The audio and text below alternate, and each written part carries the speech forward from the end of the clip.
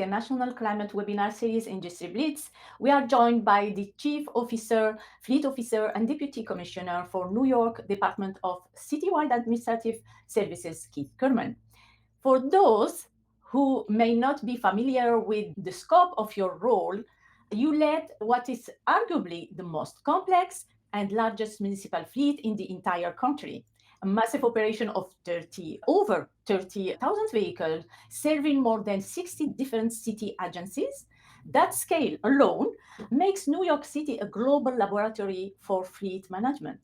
And now your team is pioneering the next phase, navigating the complex adoption of clean, medium, and heavy-duty vehicles, and strategically using renewable diesel and biofuels to dramatically reduce air pollution from heavy equipment, such as the Staten Island ferries and sanitation fleet that can yet be fully electrified.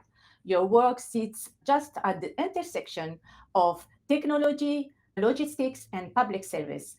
We are eager to explore your strategies for the next few years, especially as we approach the 2026.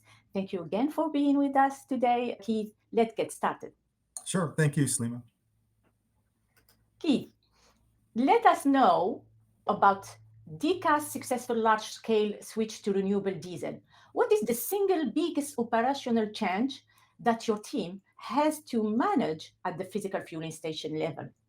Okay, so first, again, thank you for having me on today to talk about what New York City is doing to clean and green our fleet. I'm Keith Kerman, the Chief Fleet Officer for the City of New York and a Deputy Commissioner at DCAS, the Department of Citywide Administrative Services, on behalf of Mayor Adams and our Commissioner Lou Molina. So in 2015, we announced the NYC Clean Fleet Plan, and the goal was to reduce 50% of greenhouse gases from our city fleet by 2025, in 10 years, and we're now in 2025. And we have one of the big fleets in the United States, probably 10 or 11th largest across the whole country.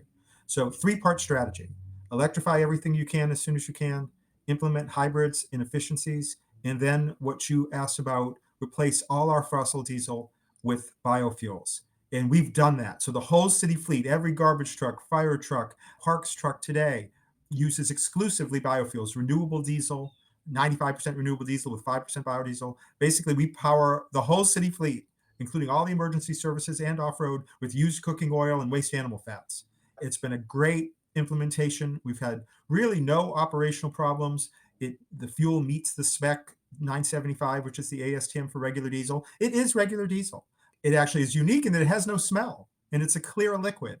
So it's also a great workplace health benefit. If you're a truck operator or mechanic, you're not working around this diesel, smelly, disgusting fuel with all the benzene in hazards. So it's even had a workplace benefit, but really great implementation. We were able to put it in all our existing underground storage tanks. We did some tank cleaning to pave the way, but really other than that, it was a seamless implementation. We've used over 35 million gallons successfully to this date, including in our vessel program. And you mentioned the Staten Island Ferry, maybe the most famous vessel in the world. We think it is. It is completely run on renewable diesel, 100% today. Thank you, Keith. That's impressive. Congratulations to New York City and to the role you played to achieve that. You just mentioned that it was a success in terms of technical and operational aspect. But let me ask you about fleet managers. How did you manage to put these fleet managers quickly and confidently adopting renewable diesel so fast and achieving the target for 2025?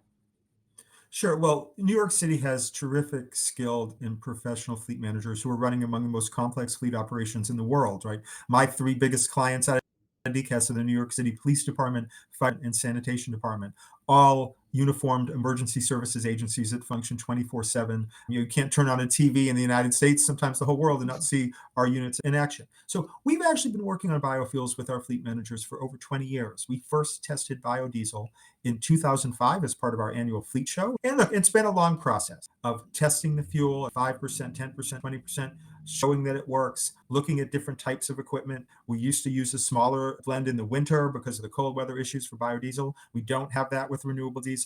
We went through a 1 million gallon demonstration project test of renewable diesel. So we didn't just jump in and say the whole city fleet's going to work on renewable diesel. We did a testing process. We had a very involved regulatory process with US EPA, with State Department of Environmental Conservation, and most importantly, with the New York City Fire Department to make sure the fuel was safe for vehicles, safe in underground storage tanks, safe in the fuel dispensers. And we were able to work in partnership with everyone to get all that done. And then the proof was in the pudding. We started using them in the vehicles, and we've had really no issues. We did the civilian vehicles first, the garbage trucks and the rack trucks, and then we did police and fire. Today, everything. Thank you. Keith, please, can you tell us about the main lesson from DCAS success in light duty EVs that you apply to medium and heavy duty for 2026? Absolutely. So we operate nearly 6,000 electric vehicles now, the largest electric vehicle fleet in New York State. We also operate about 2,400 charging ports, also the largest network in the state. We definitely started with light duty, right? With the sedans and SUVs, with plug-in hybrids, where you have that gas engine as a backup. And then we moved to mostly all electric. We're now more than 80% of all our orders are all electric. We still will use plug-in hybrids for emergency situations, for snowstorm managers at the Department of Sanitation. Even 4 years ago, I would have told you we had no electric pickups and vans, the medium duty side. Now, over 700 operating, and we're buying more now, buying about another 100 as we speak. And they've been incredibly well received, and they're all electric, not plug-in hybrids. We're working on additional models, and at costs where there's a real return on investment, where the upfront cost you pay is offset by savings from maintenance and fuel. And now we're trying to get into the heavy-duty side, the heavy-duty trucks. We have some of our early electric garbage trucks operating, rack trucks operating, attenuator trucks, box trucks. It's still very early on the heavy-duty side, and the market isn't as mature. There can be some high costs on those trucks. Still a little hard to get, real TCO, total cost of ownership, that is comparable. And there's some limited availability, some limitations in the functioning. The biggest example for us, and there still isn't on the planet, you tell me if I'm wrong, I don't think there's on the planet an electric truck that can plow snow. And that's a huge requirement for us in city government operations, especially the Department of Sanitation. So we've seen great progress in light and medium, and now is trying to hopefully achieve that same, what we saw in medium duty. Hopefully we'll see in the next few years the same development of the market in heavy duty.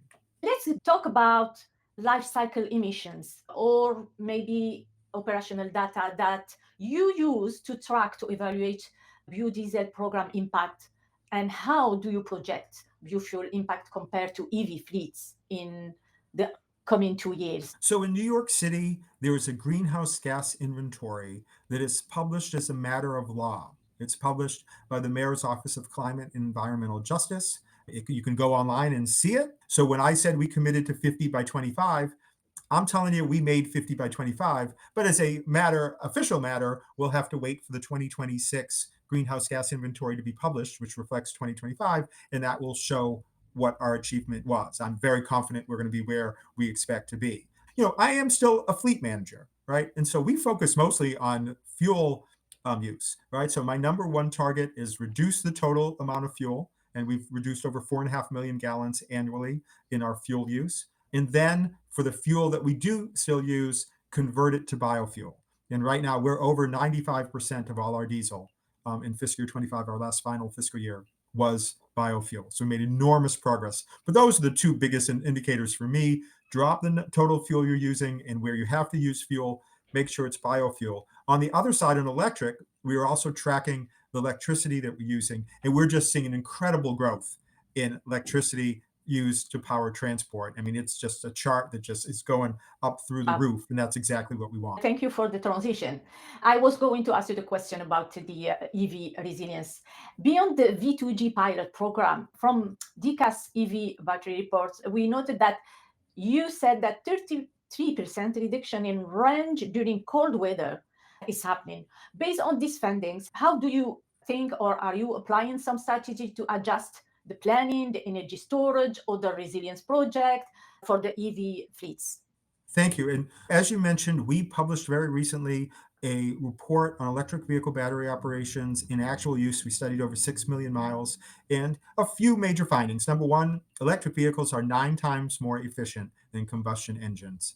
Incredible efficiency. So if you care about efficiency and cost savings, that EV is where you should be looking. But it is true, there is a battery impact tied to cold weather, and it can be as much as 30 to 35%. And so we have to plan for that. One, be ready to do more charging. And we see that we are doing more charging in the winter months. Resiliency is hugely important for us in general for EV, as well as for liquid fuels, because we're an emergency services operation.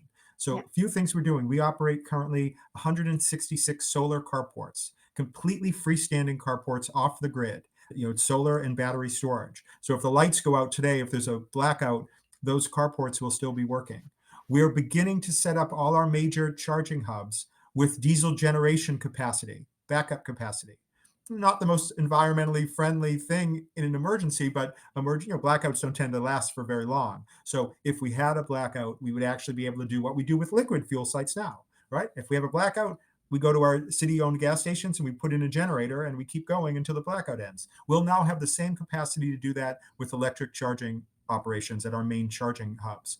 We're also looking into other types of portable electric charging, and there are companies now in this space who can Mhm. bring charging to you.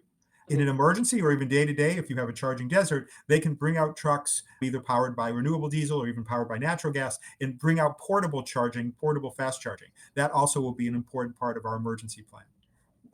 Thank you, because we are talking about especially holistic strategy. Thank you for thinking holistically in terms of strategy of fleet management and clean fleet management. Our time is up, but I want to ask you one last question for our friend on November 13, our guests and industry leaders that are gathering to tackle another aspect of this clean mobility future, especially regarding heavy duty innovation and investment strategies. What do you want to send as a message and thought to our friend in DC on November 13th? Thank you very much for that question. So there's lots of hand wringing that's going on now, and there's certainly some changes in policy at the federal level. But my message is that large scale achievement of climate goals in transportation can be achieved now using technologies available to us today, most of which help you save money and improve the operations of your fleet. We're not just getting zero emissions with electric vehicles, we're dramatically lowering maintenance costs, dramatically lowering fuel costs. These vehicles are going to last longer. We expect 2 to 4 additional years of use for these. We're bringing in renewable diesel that also helps the vehicles function better and reduces some of the maintenance issues tied to diesel particulate filters. And anyone in the trucking industry knows that is a huge maintenance issue. Also improves the quality of life for your truck operators and mechanics. So this is all available today. It can be done in large scale today, and we all need to keep focused on getting this achieved.